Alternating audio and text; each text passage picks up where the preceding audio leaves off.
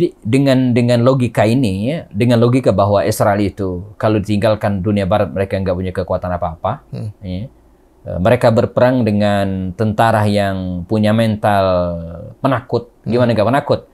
Saya udah duga kemarin ketika mereka mengancam kami akan luluh lantakkan Gaza lewat darat.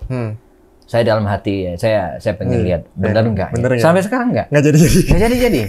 Ya qadarullah juga mereka Tel Aviv kan banjir segala macam. Ini juga tentara Allah juga. Allah yang dan luar biasa orang Gaza apa? Ayo welcome, kami terima. Kami akan jadikan Gaza ini sebagai kuburan.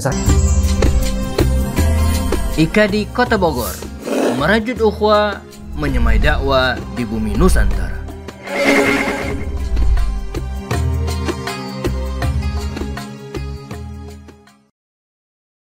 Nah, ini yang saya ingin sampaikan ya. Nah, sebenarnya teman-teman kita harus punya pemikiran yang jelas. Pertama, Israel itu menjajah. Yang kedua, mereka itu pasti kalah. Ya. Betul. Jadi kita harus berprinsip bahwa Zionis Israel itu ya pasti kalah. Tinggal waktu aja. Dua alasannya. Pertama, dari sisi kekuatan legalitas dan kekuatan mereka di Palestina. Yang satu penjajah, yang satu pejuang yang mempertahankan negeri mereka. Ya. Dari sisi mental aja udah beda. Mental penjajah, ya. Satu mental pejuang. Yang kedua kekuatan yang lain lah.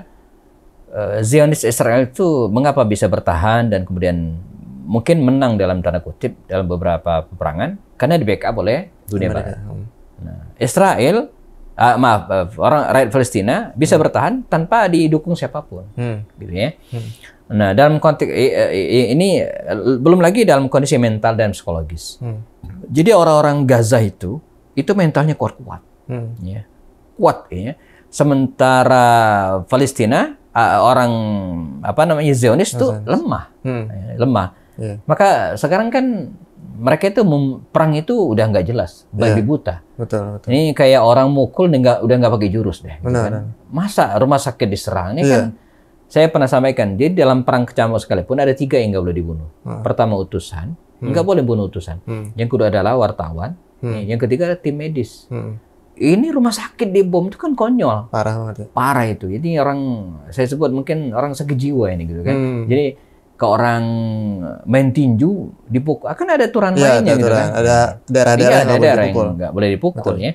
Nah, belum lagi fitnah sarsin. Malah berkembang dari buzzer internasional saya kira ya. Jadi yang ngebom rumah sakit itu bukan Zionis, tapi pejuang Palestina. Ini kan konyol lagi gitu kan. Di mana? Jadi mana logikanya nggak benar ya. Nah, sehingga saya ingin mengerucutkan tadi itu bahwa suatu saat ya tinggal waktunya kita hengkang. Israel itu kan hengkang ya. Logika tadi itu ya. Jadi sederhana. Dunia Barat udah ini kan belum tentu selamanya. Ya, belum tentu selamanya mereka akan dukung. Kalau kepentingan mereka udah nggak ada lagi, dunia Barat mungkin nggak akan dukung. Ya. Nah, kalau dukungan ini nggak ada lagi, mereka ke siapa mintanya? Nggak. Ya. Sementara sebenarnya kita punya harapan yang besar juga dengan segala keterbatasan masing-masing negara. Di negara-negara sekitar, ya ada Mesir, mungkin terutama Mesir, Mesir mungkin Saudi agak jauh dikit gitu ya, dan sekitar lah. Kalau Yordania, mungkin Lebanon, ini kan negara kecil, kita juga nggak bisa, kita harus berpikir realistis juga ya. Tapi backup dan dukungan itu harus, ya. Jadi dengan logika ini, ya, dengan logika bahwa Israel itu kalau ditinggalkan dunia Barat mereka nggak punya kekuatan apa-apa. Ya. Mereka berperang dengan tentara yang punya mental penakut. Gimana nggak penakut? Saya udah duga kemarin ketika mereka mengancam kami akan luluh lantakkan Gaza lewat darat. Saya dalam hati saya pengen lihat benar nggak? Ya? Sampai sekarang nggak jadi. Ya qadarullah juga mereka Tel Aviv kan banjir segala macam. Ini juga tentara Allah juga. Tentara Allah yang dan luar biasa orang Gaza apa? Ayo welcome, kami terima. Kami akan jadikan Gaza ini sebagai kuburan Israel. Wah, luar biasa gitu ya. Jadi satu mental, maka benar Al-Quran ketika menjelaskan tentang orang-orang Yahudi ini. Kata Allah dalam Al-Quran surah Al-Hasyr ya. La yuqatilunakum jami'an illa fi qaram muhassanatin aw min wara'i judur. Jadi mereka itu tidak akan pernah memerangi kalian kecuali ya qura muhassana, di dalam benteng. Jadi mereka kalau menyerang kaum muslim dari dalam benteng. Au min wara'i judur, atau dari belakang tembok. Nah, jadi nggak berani face to face. Dan itu terjadi di masa Nabi juga. Maka perang melawan ngebom doang. Iya, perang melawan Yahudi itu artinya perang melawan mereka di dalam benteng. Maka Nabi mendatangi mereka di benteng Quraiza. Nabi mendatangi mereka di benteng Nadir. Nabi mendatangi mereka di benteng Khaybar. Itu benteng-benteng semua itu. Berarti masih lebih berani kafir Quraisy ya? Kafir Quraisy beda. Kafir Quraisy face to face gitu kan. Jadi mereka ketemu di Badar, face to face ya. Mereka gitu, ketemu di Uhud ya. Tapi Yahudi coba baca sejarah. Benteng ya. Sampai 25 hari tuh Ali bin Abi Thalib mimpin pasukan untuk menaklukkan 8 benteng Khaybar. Itu kan luar biasa ya. Nah, setelah itu maka saya sering menganalisa bahwa kekuatan perang Israel itu sebenarnya 6 hari. Jadi kalau udah 6 hari mereka udah lemas, ya. Maksimal sebulan. Maksimal sebulan. Setelah sebulan, kalau mereka nggak mampu, mereka angkat tangan biasanya. Jadi apa namanya, minta damai gitu kan? Langsung gencatan senjata. Iya, maka pengepungan di masa Nabi itu kan berlangsung nggak kurang dari sebulan. Yahudi Bani Khaybar, Quraiza itu nggak sampai sebulan. Gitu kan? Khaybar juga 25 hari ya. Setelah itu nyerah mereka, nggak kuat lagi gitu ya. Ini bocoran itu. Iya, kita lihat saja ya. Maka saya yakin ini dari sisi logika dan logika perang ya. Israel mesti hengkang. Nah, yang penting lagi adalah logika iman. Kita sebagai muslim itu harus yakin dengan hadis-hadis Rasulullah. Ya. Jelas hadis Nabi mengatakan tidak akan terjadi hari kiamat hatta yuqatilal muslimuna al-yahud. Sampai orang-orang Islam itu memerangi orang-orang Yahudi. Fayakhtabi al-yahudu, maka nanti ya, orang-orang Yahudi itu akan bersembunyi. Artinya kalah, lari. Min wara'i syajar wal hajar, di belakang pepohonan, di belakang bebatuan. Ya, fayaqulu syajaru awil hajaru, maka pohon dan bebatuan itu bisa bicara dan mengatakan, ya Abdullah, ya Muslim, ya wahai Abdullah, wahai Muslim, hadza wara'i yahudiyyu, di belakangku ada Yahudi. Faktulhu, bunuhlah dia. Illa syajarah gharqat. Kita tidak ingin debat tentang syajarah gharqat, tentang batu dan pepohonan, tapi pada intinya fayakhtabi al-yahud. Jadi orang Yahudi itu kalah, mereka lari dan bersembunyi. Ini hadis sahih dari Bukhari dan Muslim. Nah, kita yakin itu. Memang dalam hadis itu tidak disebutkan lokasinya, tempatnya, di mana gitu kan. Tapi kalau kita lihat kondisi sekarang, di mana lagi orang Yahudi tekel bukan Yahudi gitu kan, kita ini mau nyoba di Bogor enggak kan? Memang nggak disebutkan Nabi. Tapi Gorkotnya juga nggak ada di sini. Iya, Bogor nggak ada ya. Nah, jadi kalau kita yakin dengan hadis ini, ya, sama seperti keyakinan kita tentang nubuat Rasulullah terkait dengan penaklukan Konstantinopel. Ya, kan Konstantinopel itu kan ditaklukkan oleh Muhammad Al-Fatih 1453. Ya. Nah, Nabi lahir kan abad ke-6, 570. Jadi 700 tahun rentangnya. Tapi kita yakin, seyakin Abu Ayyub Al-Ansari yang ingin menyaksikan runtuhnya Konstantinopel. Dan dia melihat itu walaupun dari dalam kuburnya gitu ya, karena sudah meninggal. Nah, jadi kita yakin itu.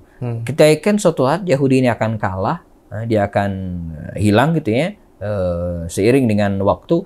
Nah, cuman kapan waktunya? Wallahu a'lam. Karena Allah akan memberikan kemenangan kepada orang-orang yang memang berhak mendapatkan kemenangan itu. Masya Allah. Nah, berarti ini sekarang ini kan terjadinya eskalasi ini, banyak orang yang memframing di media adalah ini adalah peperangan Israel melawan Hamas gitu. Bahkan sampai ada yang menuduh, siapa sih Hamas tuh, kan ada yang bilang Hamas itu Syiah karena persenjataannya dibantu oleh Iran gitu kan. Bahkan ada yang bilang Hamas itu bikinan Israel sendiri supaya ada legitimasi Israel buat menyerang Palestina gitu kan. Jadi kita harus pahami sekarang ini perangnya bukan hanya perang fisik. Di sana emang terjadi perang fisik. Tapi dunia internasional ya, ikut berperang juga. Perang opini. Perang opini ya. Al-ghazwa fikri, perang pemikiran. Mau tidak mau. Jadi digambarkan di dunia internasional bahwa Hamas itu teroris. Sekali orang ngomong diabaikan. Tapi kalau semua media menyebut itu, ya, bahkan maka buzzer-buzzer itu. Iya, dia akan labeling itu akan tetap. Makanya Syekh Yusuf Al-Qaradawi Al-Mahram dulu mengatakan bahwa kalau ada yang mengatakan pejuang Palestina yang ingin membebaskan Al-Aqsa itu adalah teroris, saksikanlah. Nahnu irhabiyun, kami teroris. Itu sekalian aja gitu. Jadi kalau ada yang ingin nyebut bahwa pembela Palestina, yang ingin mengusir penjajah itu teroris, maka saksikan kami teroris gitu kan. Jadi ini labeling. Kalau orang benar dibilang teroris ya udah kita gitu, bilang aja kita irhabiyun gitu, kami teroris. Nah, jadi ini opini ya. Jadi opini itu dibentuk sedemikian rupa ya, dan tinggal kita mengikut apa enggak. Makanya teman-teman sekalian yang aktif di media sosial, kalau ditanya apa tugas kita selanjutnya, saya kira yang pertama adalah meluruskan pemberitaan-pemberitaan ini. Bahwa kita harus sampaikan yang benar, jangan termakan ya isu-isu global yang jauh dari fakta ya. Bahkan sekaliber Menteri Amerika Serikat sendiri sampai ikut-ikutan mengatakan bahwa Hamas atau pejuang Palestina membunuh 40 bayi. Ini kan konyol. Itu sekaliber pejabat Amerika. Iya, jadi hanya reporter yang ngomong. Iya, jadi bukan wartawan aja, ini sekali pejabat walaupun belakangnya dia meralat gitu ya.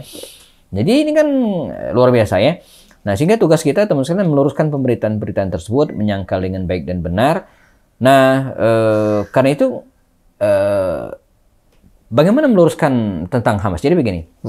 Memang terjadi pergeseran dan ini opini lagi-lagi. Ketika tahun 2000 atau 1917 ya, Inggris ya ngasih rumah lahan ke Israel ya, di Palestina, itu semua umat Islam menolak. Seluruh dunia, nggak ada yang setuju. Tapi apa yang kemudian terjadi? Terus mengerucut sampai pada tahun 1948 ketika deklarasi, kemudian terjadilah beberapa peristiwa. Kondisi politik berubah. Kalau tadi isunya itu umat Islam gitu kan melawan Israel, ketidaksetujuan itu mengerucut tuh ya, menjadi negara-negara Arab Israel. Maka tahun 67 itu ada istilah perang Arab Israel. Jadi yang melawan ketidaksetujuan itu bukan hanya Palestina, tapi orang Arab. Di situ ada Suriah, di situ ada Mesir, Arab Saudi. Ini kan negara Arab. Arab Saudi ikutan waktu itu. Ikut. Perang Arab, terkenal tuh Arab Israel kan begitu kan. Nah, terus mengerucut lagi ya, ketika ada sebelum PLO ya. Mengerucut lagi ketika Mesir Anwar Sadat mengakui kedaulatan Israel. Dikerucutkan lagi Palestina melawan Israel. Palestina melawan Israel. Iya kan? Tadi kan Arab Islam.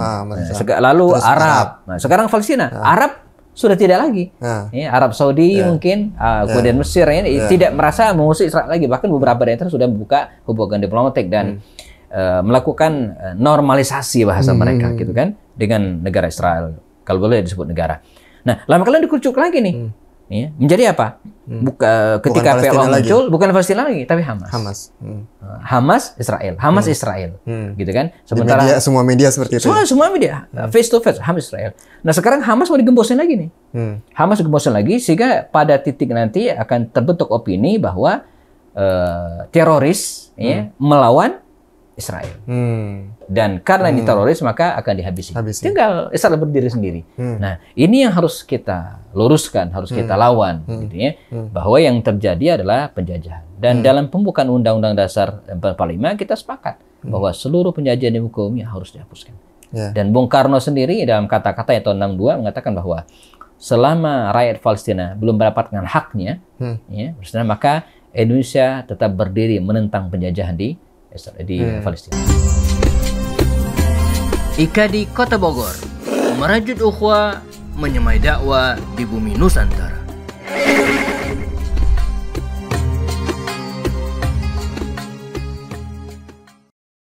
Dalam satu malam dibom 1.000 orang meninggal gitu kan, yang dibom itu rumah sakit. Rumah sakit ini kan tempat orang bukan perang.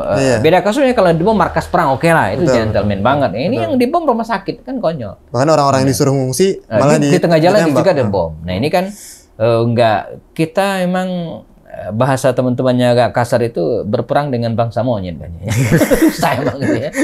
Emang nggak bisa dipercaya. Makanya dua karakter Yahudi yang turun-temurun itu. Pertama mereka itu pengkhianat, yang kedua pendusta. Itu dari dulu sampai sekarang. Dari zamannya Nabi Musa.